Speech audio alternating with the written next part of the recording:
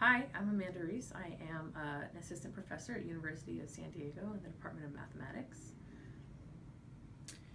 Why did you choose math? Well, as an undergraduate, I did not choose math. I chose to make my own major in social justice with the social justice theme. And when I graduated, I started working for an education nonprofit in Oakland, where I was going into the high schools and middle schools and working with them, organizing tutoring with college students to go in and work with the students and prepare them to go to college. It was a college preparatory program. And what I realized very quickly in that experience was that mathematics is what was holding a lot of them back. They weren't getting into the Berkeleys and the Stanfords. They were very bright, but they weren't getting into these schools because they didn't have the math background. And when they did go to college, they would tend to go to, say, San Francisco State and would end up remediating for a year, taking pre-calculus and algebra courses, or algebra and pre-calculus courses before they could start a calculus course, which closed a lot of doors for them in terms of being able to study any of the STEM majors. And so I saw this gap in their education as a social justice issue that I really was interested in helping fix. My solution to that was that I wanted to be a high school teacher and help fill that gap. And I started doing that.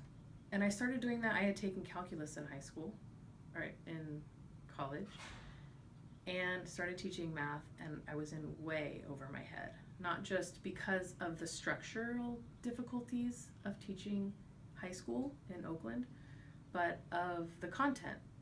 I wasn't teaching anything that I didn't understand, but I didn't have the bigger picture.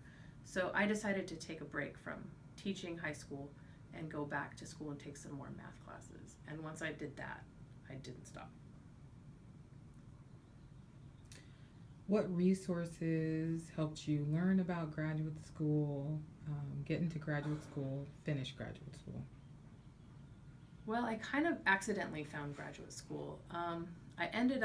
I was taking as many math courses as I could at community colleges. I even started a master's in education program at the University of Texas in El Paso, and quickly realized that wasn't what I was looking for, and instead went over to the community college and started taking Calc 1. Started with Calc 1 again, then Calc 2, moved back to the Bay Area and took Calc 3 at City College. I really started doing one at a time, all after I had been working for some time and had not been in college for a while. Once I ran out of classes at the community college, I landed at San Francisco State University, where I met some of the most important mentors in my life, including Matthias Beth and Federico Ardila. And they were the ones that introduced me to the idea of graduate school. First by saying, hey, why don't you get a master's instead of a second bachelor's degree in mathematics? And then introducing me to research and helping me understand what it means to be a research mathematician, and really guiding me towards helping me understand that I could get a PhD in mathematics.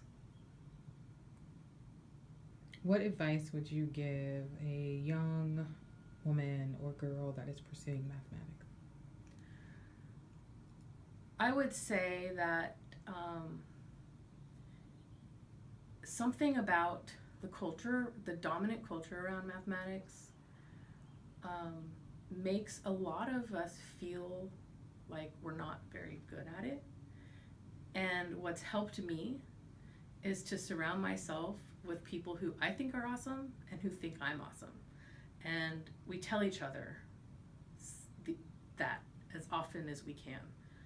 Whether that person is, in an office across the hall from me or on the other side of the country and I see them at a conference once or twice a year, or just through email, we'll remind each other how great we are.